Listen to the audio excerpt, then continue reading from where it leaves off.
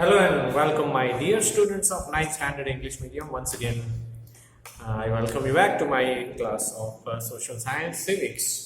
And let's resume our discussion of chapter number 10, Organs of Government.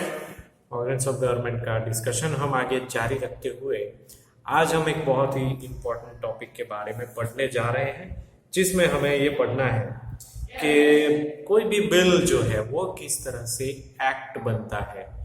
यानी कि bill का मतलब होता है प्रपोजल, वो किस तरह से कायदा बनता है।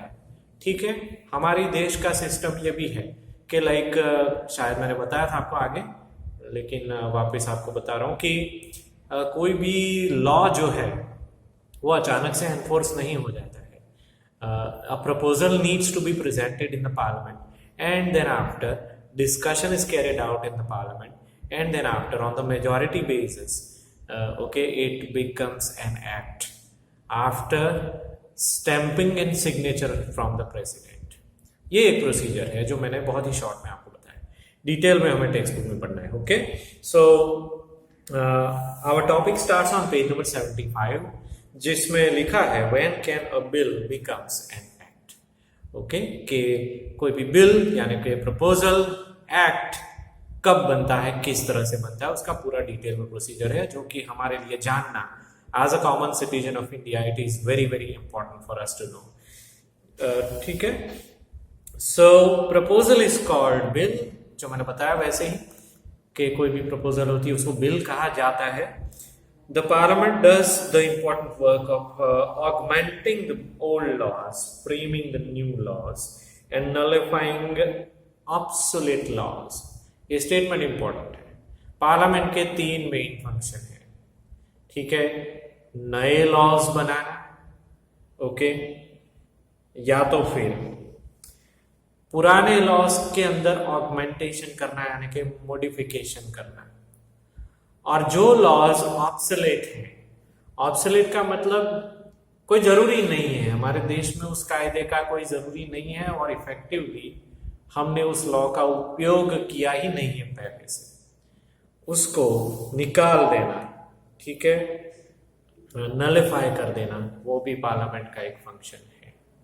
ओके, तो बेसिकली न्यू बिल आता है तो ऑब्वियसली उसके ऊपर डिस्कशन करके नया लॉ बनाने का काम जो है वो पार्लियामेंट के द्वारा किया जाता है। Any of the bills, either ordinary bill, money bill और bill to amend constitution can become an act by passing through the following process.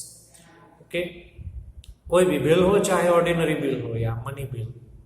Okay, ordinary bill और मनी बिल मेनली ये 2 होते हैं जो मैंने ऑलरेडी लिखा भी है, ऑर्डिनरी बिल और मनी बिल। और एक तीसरा भी है जो कभी कभार उसकी जरूरत पड़ती है, बिल टू अमेंड कॉन्स्टिट्यूशन। मैं लिख ही देता हूं ताकि आपके सामने रहे। ठीक है, तो आपको ज्यादा याद रखने में आसानी रहे। Bill to amend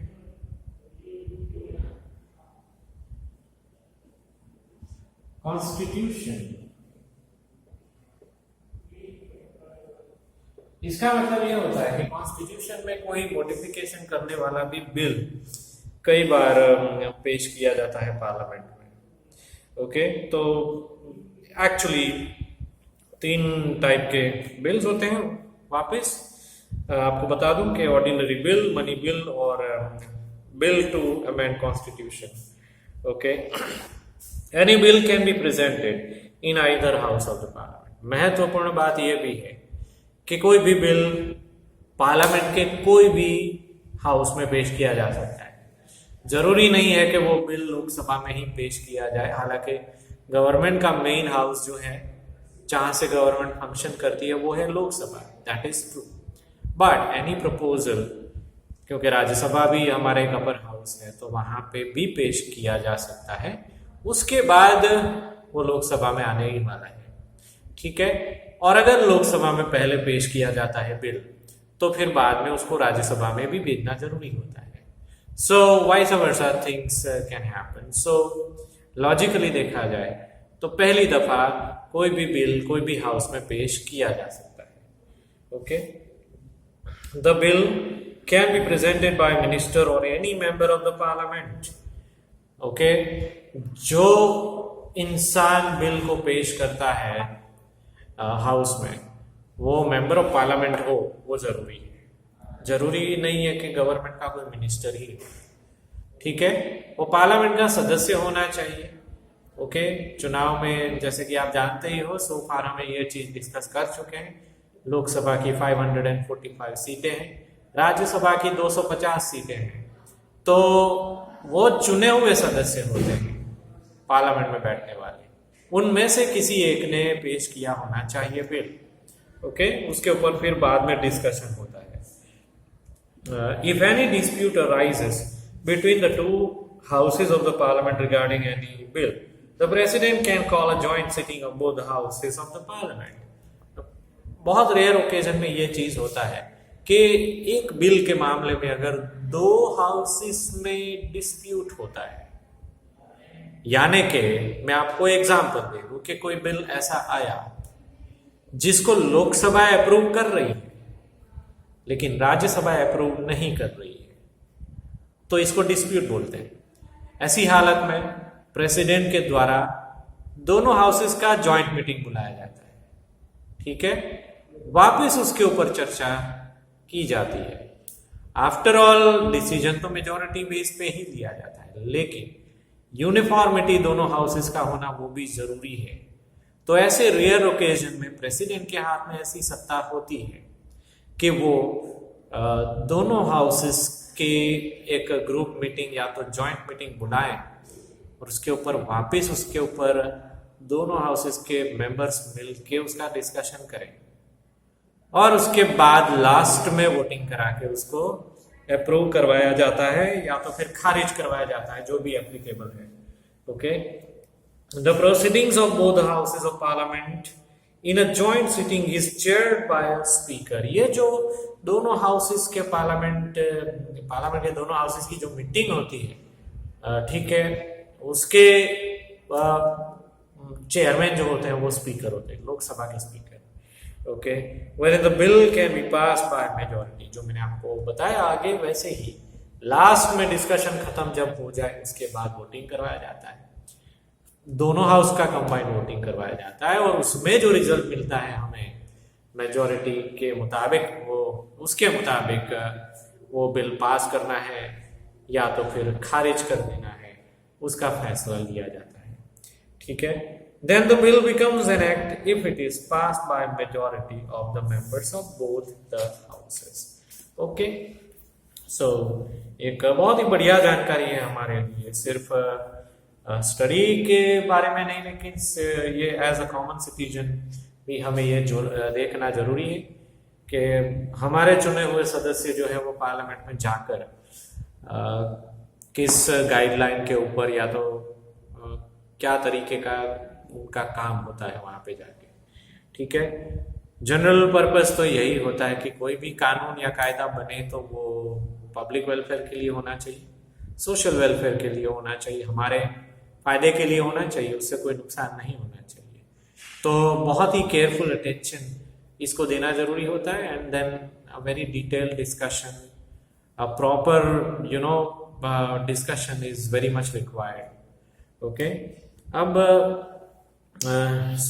next page के ऊपर, पेज नंबर 76 के ऊपर जो है टॉपिक, ओके, वो नॉन फाइनेंशियल बिल को पेश करने की और उसको पास करने की प्रोसीजर क्या होती है उसके बारे में है। टाइटल लिखा है procedure of an act from bill that is ordinary bill, जिसको हम नॉन फाइनेंशियल बिल भी कह सकते हैं। सबसे पहले टाइप का बिल जो है ऑर्डिनरी बिल, उसको पास करने की जो प्रोसीजर होती है वो क्या होती है।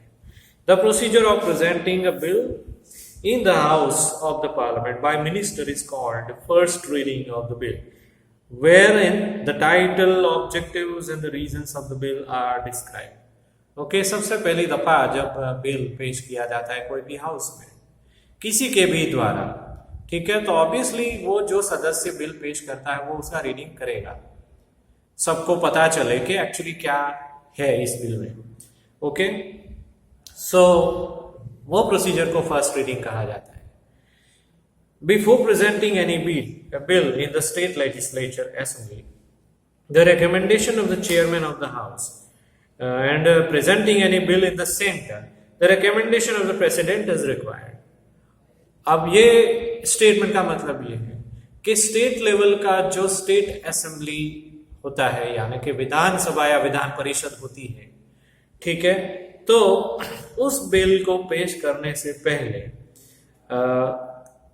विधानसभा यानी कि चेयरमैन ऑफ द हाउस उनका रिकमेंडेशन, यूं समझो कि परमिशन लेना जरूरी है।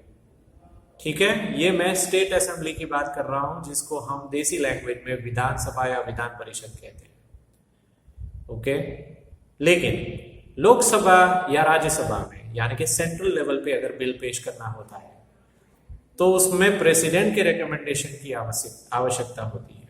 रिमेंबर दिस ऑलवेज कि सेंट्रल लेवल पे कोई भी बिल कोई भी सदस्य पेश जरूर कर सकता है, लेकिन as a formal procedure he or she needs to take the recommendation from the president at the central level.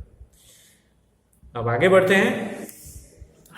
If the first reading of the bill, in the first reading of the bill, the general information of the bill is discussed upon. Okay, सबसे पहले जो reading किया जाता है, जो कोई भी सदस्य उस बिल को लेके आता है उनके द्वारा रीडिंग किया जाता है, उसमें जनरल इंफॉर्मेशन सबको मिलती है और वो जानने के बाद तुरंत objections must be with reasons and voting is done if necessary. ठीक है, जो पार्लियामेंट में मौजूद सदस्य हैं वो उसके सामने उसके खिलाफ ऑब्जेक्शन उठा सकते हैं, लेकिन वो कोई प्लेन ऑब्जेक्शन नहीं होने चाहिए, उसके पीछे उनका रीजन होना चाहिए, अदरवाइज वो ऑब्जेक्शन को ध्यान में नहीं लिया जाता है। ठीक है, सिर्फ विरोध दिखाने के लिए विरोध नहीं करना होता है, उनके विरोध का क्या कारण है वो बताना जरूरी होता है। It is a primary responsibility of the member of the parliament that objections must be put forward by presenting some logical arguments. Okay, आगे बढ़ते हैं। Section wise discussion is done for every point. Objection तो एक discussion का part ही है, तो यानी काफी सदस्य ऐसे होते हैं जो उसकी फेवर में बोलता है बिल के, काफी ऐसे होते हैं जो उसे खिलाफ बोलता है, तो इसको डिस्कशन कहते हैं।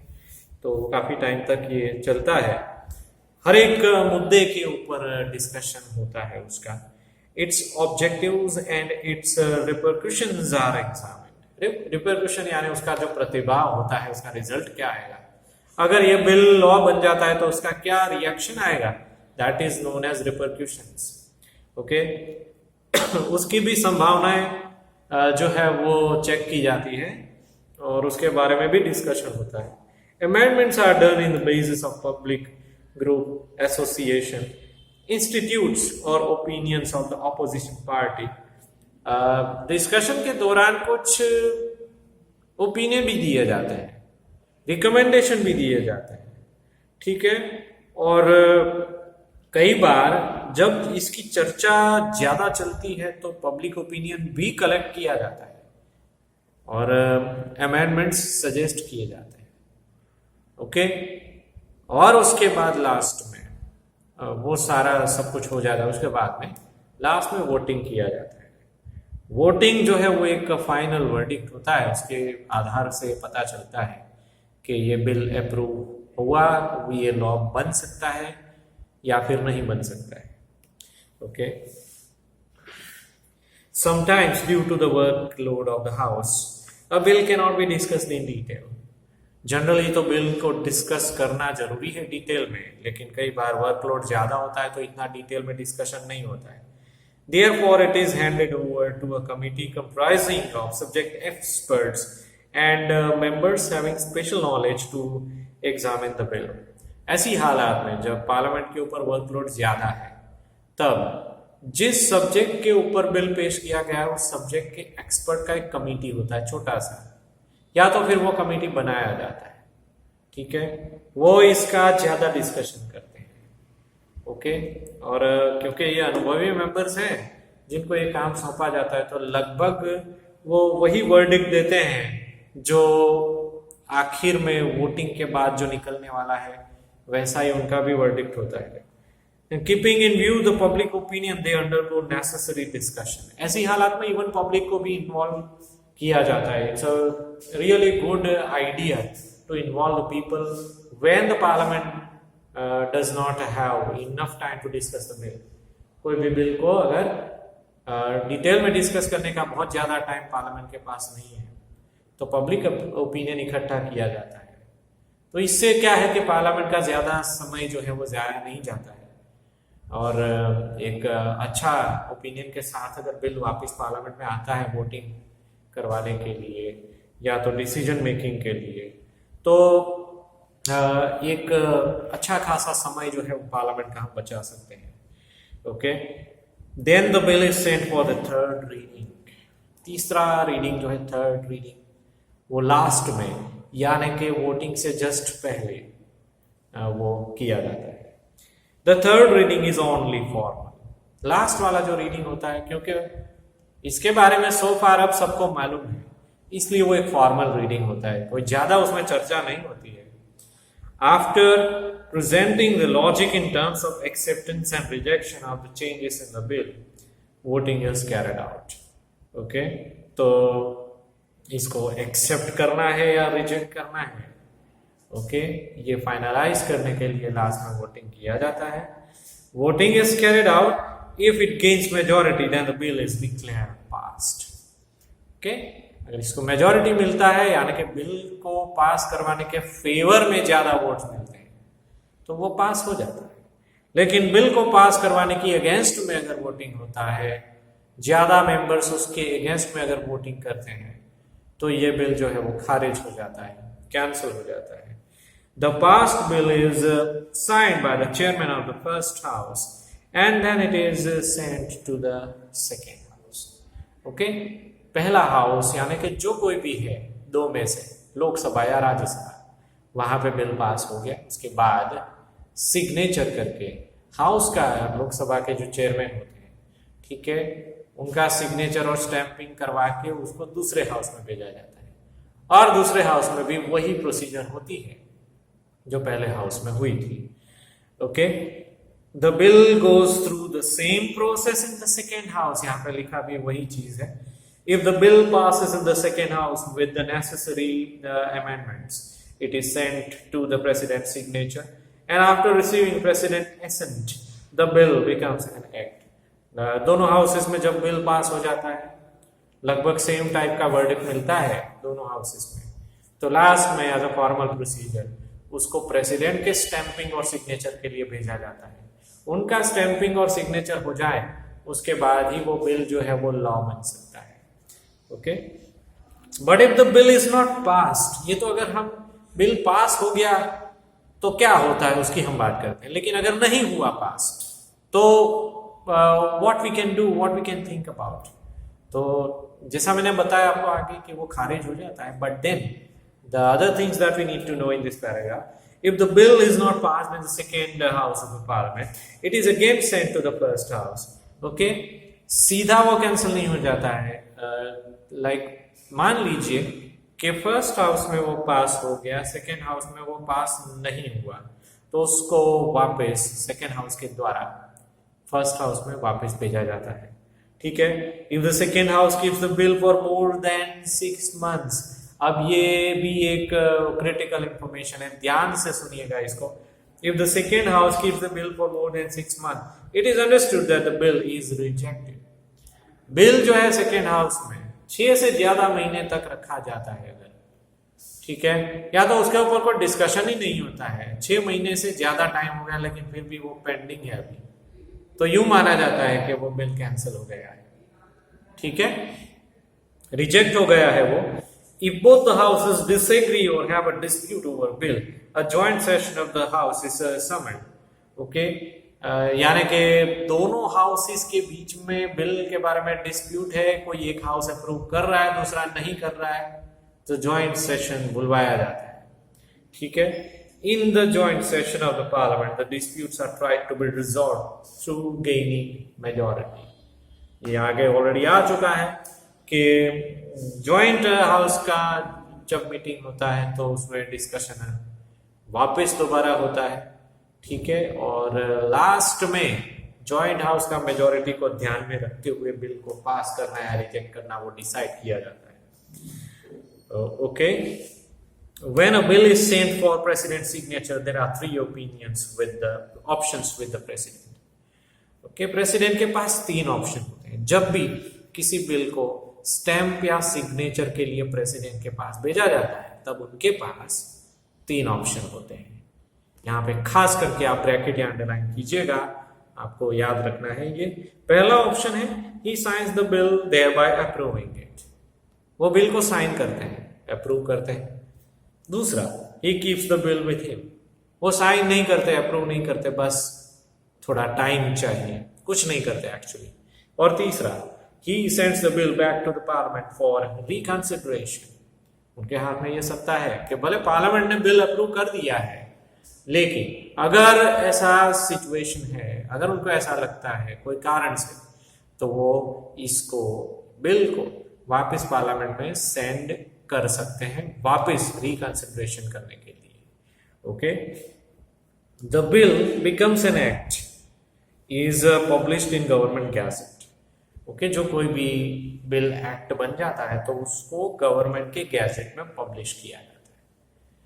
ठीक है, उसके बाद तुरंत ही दूसरे दिन न्यूज़पेपर्स में वो आता है, न्यूज़ चैनल्स में भी आता है। आजकल आप टीवी का ज़माना है तो ऑब्वियसली न्यूज़ चैनल्स तो आप लोग देखते ही होंगे, तो वहाँ पे आता है।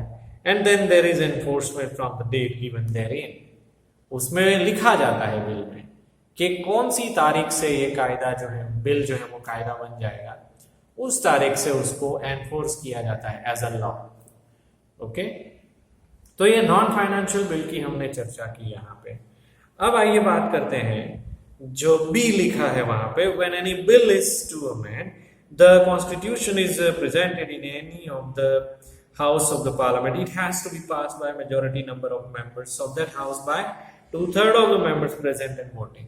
एक्चुअली यहाँ पे ये लिखा गया है कि बिल को पास करने के लिए हम मेजॉरिटी की जरूरत होती है, वो तो हम बात करते हैं उसकी, लेकिन एक मुद्दा ये रह गया था कि कितनी मेजॉरिटी चाहिए, नंबर के हिसाब से या प्रोपोर्शन के हिसाब से या परसेंटेज के हिसाब से, संख्या से के हिसाब से। अगर सीधा देखा जाए तो मैं आपको बहुत सिंपल तरीके से समझा देता हूँ कि मेजॉरिटी में पास करना किसी भी बिल को, तो उसका मतलब ये होता है कि पार्लियामेंट के अंदर जितने भी सदस्य मौजूद हैं उसका 2/3 मेजॉरिटी चाहिए।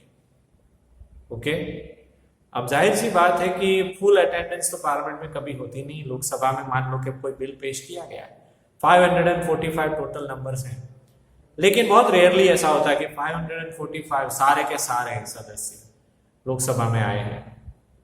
तो ऐसी हालत में जो कोई भी प्रेजेंट है उनका ही सिर्फ गिनती किया जाता है 2/3 मेजॉरिटी में, क्योंकि वही वोटिंग करते हैं उस दिन, जो दिन वो पार्लियामेंट में मौजूद है। ओके, तो मान लीजिए एक सिंपल कैलकुलेशन, हम राउंड फिगर लेते हैं कि 300 सदस्य मौजूद हैं पार्लियामेंट में। ओके, और वोटिंग हुआ बिल के ऊपर डिस्कशन के बाद, और बिल के फेवर में 200 वोट मिले और उसके खिलाफ 100 वोट मिले, तो 2/3 मेजॉरिटी हो गया। ठीक है, 3 हिस्से जो बनते हैं 100 के 300, ओके, डिवाइडेड बाय 3, तो ऑब्वियसली 100, तो उसका 2/3 यानी कि 200। ठीक है, उतने वोट तो उसको फेवर में मिले ही है। So that is enough numbers और enough proportion of a majority that was required in order to pass the bill. Okay, तो 2/3 मेजोरिटी मिल गया, यानी कि वो बिल को क्लियर मेजोरिटी मिल गया है, वो अब लॉ बन सकता है। ओके, ऐसा हमारे कॉन्स्टिट्यूशन में पहले से लिखा हुआ है और उसी को हम फॉलो करते हैं। If a bill pertains to any matter related to the center of the state, it requires permission of more than half the legislative assemblies of the state. ठीक है, अब एक्चुअली कोई भी बिल ऐसा है जो सेंटर और स्टेट या तो फिर सेंटर से रिलेटेड स्टेट के बारे में पेश हुआ है, ठीक है, तो उसमें it requires more than half the legislative assemblies of the state. Okay, state की असेंबलीज का भी ओपिनियन इसमें लिया जाता है क्योंकि स्टेट्स से जुड़ा हुआ है ये बिल। ओके, तो जितने भी असेंबलीज हैं इंडिया में, स्टेट असेंबलीज, विधानसभाएं, ठीक है, तो उनकी भी मेजॉरिटी के हिसाब से बिल को अप्रूव करना या नहीं करना ये डिसाइड किया जाता है। This bill also goes through the same process the ordinary bill. Ordinary bill में भी एक्चुअली वही प्रोसीजर होती है। ओके, अब आइए पढ़ते हैं हम मनी बिल के बारे में। Procedures subject to money bill. Okay, C करके लिखा है पेज नंबर 76 का last paragraph. Procedure subject to money bill, whether the bill is money bill or not is decided by the Speaker of the Lok Sabha. कोई भी bill नया आता है parliament discussion के लिए, तो ये ऑर्डिनरी बिल है या मनी बिल है वो डिसीजन स्पीकर लेते हैं। ठीक है, a bill containing the recommendation of budget or financial matter is called money bill. अब आपको शायद दिमाग में एक क्वेश्चन होगा कि कौन सा बिल मनी बिल का कहलाया जा सकता है, तो उसका आंसर बहुत इजी है। कोई भी क्षेत्र का बजट पेश करने वाला जो बिल होता है उसको मनी बिल कहा जाता है।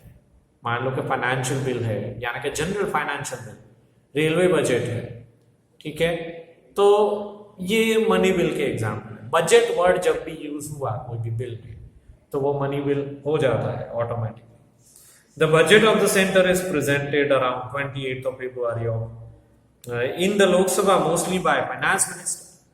यहाँ पे अंडरलाइन करना है आप, ठीक है, याद रखना कि हर साल अराउंड 28, ऐसा फिक्स डेट नहीं है।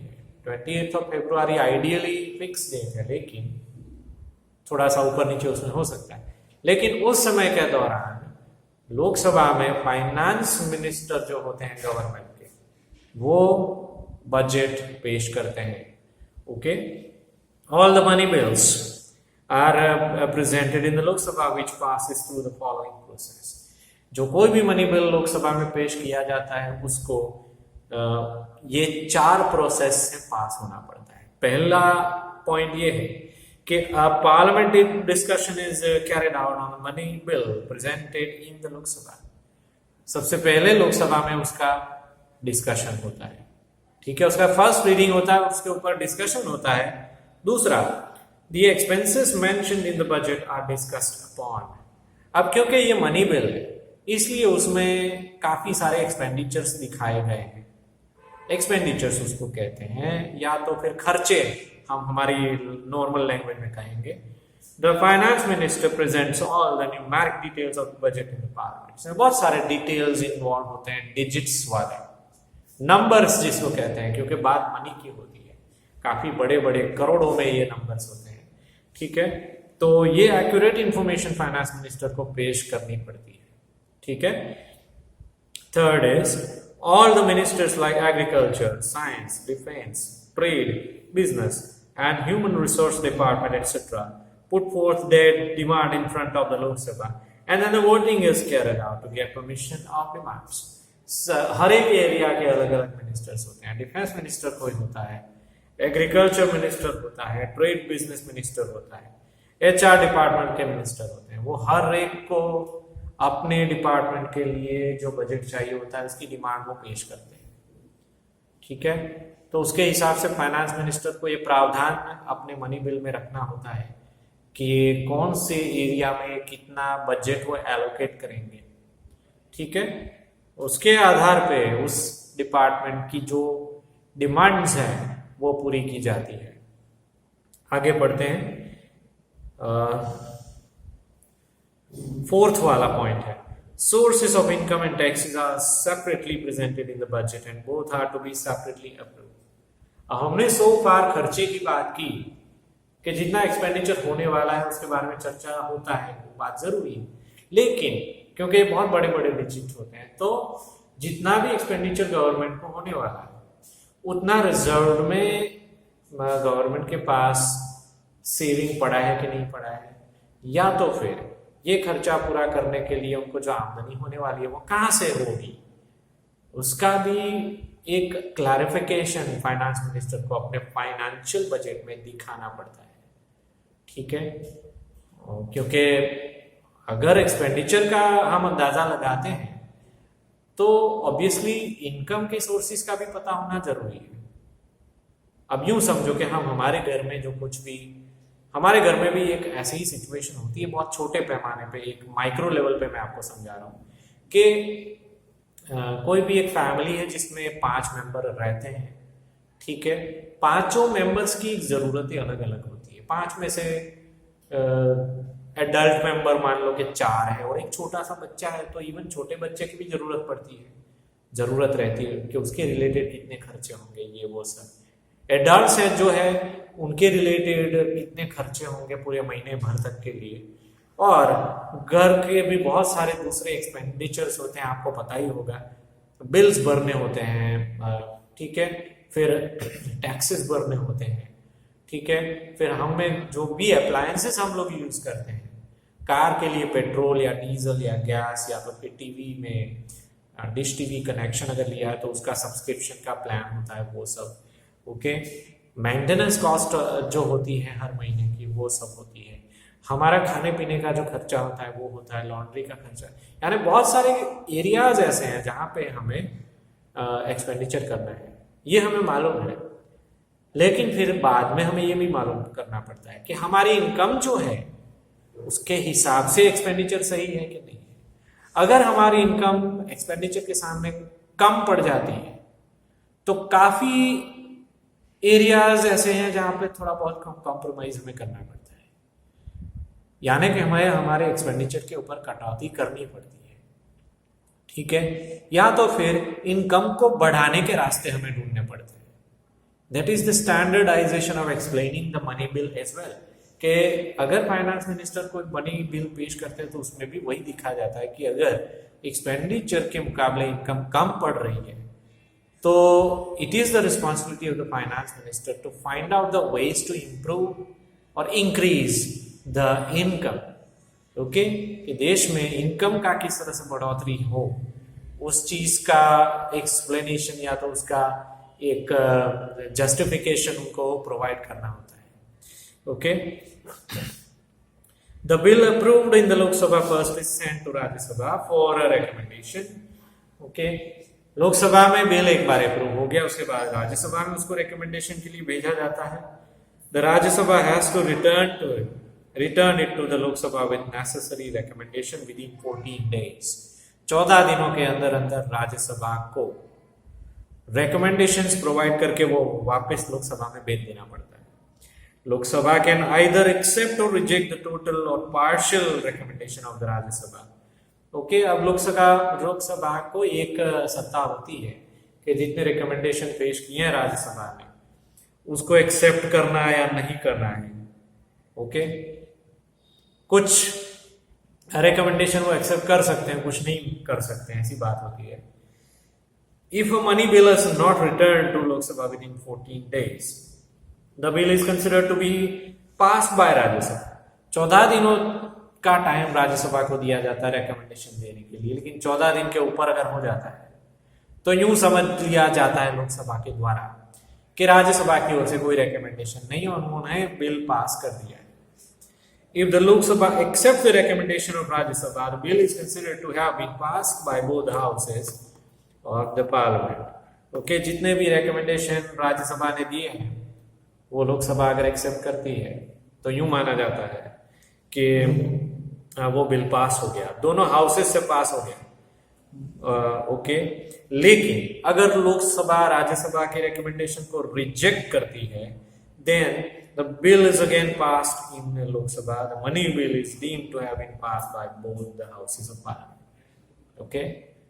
राज्यसभा ने रिजेक्ट किया है रिकमेंडेशन जो ऐसे दिए हैं जो कि लोकसभा के रिकमेंडेशन से खिलाफ है, ठीक है। तो लोकसभा में वापस उसके ऊपर चर्चा डिस्कशन होता है, वापस उसको पास किया जाता है।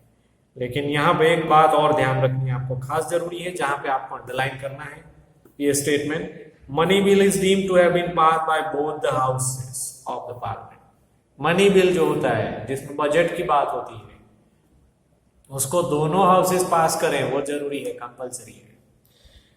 Hence in the matter of the money bill, the Rajya Sabha is has a limited power. Okay, तो एक बार लोकसभा ने वो बिल पास कर दिया, मनी बिल, तो राज्यसभा के लिए वैसे देखा जाए तो एक फॉर्मेलिटी रहती है, उनको सिर्फ रिकमेंडेशन देने होते हैं, बिल पास करना नहीं होता है.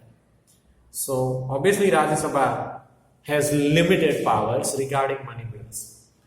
Okay, after the money bill is pass by both the houses, it is sent to president, जो हमने आगे बार बार उसकी चर्चा की है 2-3 बार. उसके मुताबिक मनी बिल भी एक बार दोनों हाउसेस में से पास हो गया, उसके बाद प्रेसिडेंट के पास उसको भेजा जाता है मंजूरी के लिए.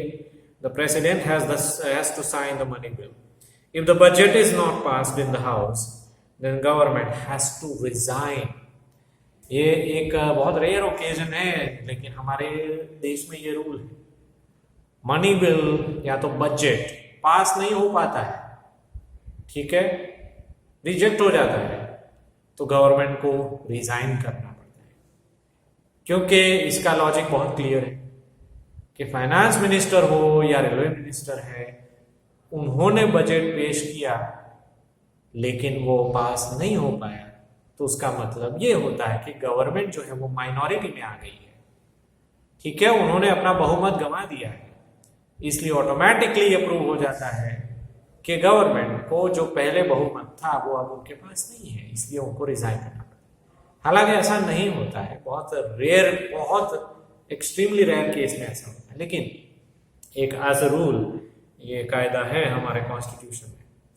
Apart from this, in both the houses of parliament the social, economic, political, defence and foreign matters are discussed. Okay, हमारे दोनों हाउसेस में दूसरी भी मैटर्स का डिस्कशन होता है. हम काफी टाइम से मनी बिल की चर्चा कर रहे हैं, लेकिन इसके अलावा सोशल, इकोनॉमिक, पॉलिटिकल, डिफेंस और फॉरेन मैटर्स का भी डिस्कशन होता है.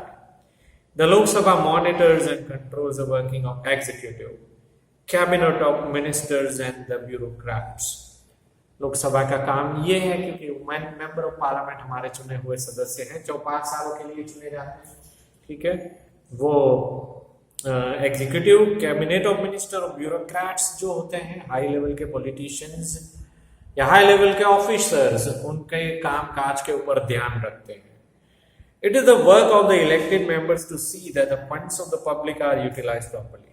अभी आइडियल ग्राउंड में हम ये कह सकते हैं कि हम लोग जो टैक्सेस देते हैं गवर्नमेंट को, वो गवर्नमेंट की मेन आमदनी है, तो हमारा पैसा सही ढंग से इस्तेमाल किया जाता है कि नहीं, वो देखने का काम लोकसभा का, पार्लियामेंट का है. Actually Lok Sabha has a direct control over the use of public funds. Okay, हमारा पैसा होता है जो हम टैक्स के जरिए हम पे करते हैं गवर्नमेंट को, तो वो यूज कर सकती है गवर्नमेंट. वो पब्लिक फंड्स होता है, उसको पब्लिक वेलफेयर के लिए वो यूज कर सकते हैं. Without consent of the house of parliament, no new taxes can be levied or any improvement in the existing taxes can be done. Okay, Lok Sabha की परमिशन के बगैर, यानी कि पार्लियामेंट की परमिशन के बगैर नया कोई भी टैक्स नहीं डाला जा सकता है डायरेक्टली, ठीक है. उसको भी as a bill, as a money bill पहले पेश करना पड़ता है. मेजोरिटी से पास हुआ तो वो डिक्लेरेशन होता है कि टैक्स बढ़ा या कम हुआ या नया कोई टैक्स आया, ये चीज है. ओके ओके, प्रेसिडेंट, लोकसभा का यहाँ पे हम डिस्कशन कर रहे हैं कि लोकसभा की क्या क्या सत्ताएं होती है. The houses of the parliament are called as the custodians of public funds as it controls the functioning of the executive. Okay, इस तरह से हम कह सकते हैं कि लोकसभा के दोनों हाउसेस हमारे फंड्स के कस्टोडियन हैं, हमारे पब्लिक फंड की वो रखवाली करते हैं, उसकी जिम्मेदारी है उसको सही ढंग से यूज करना.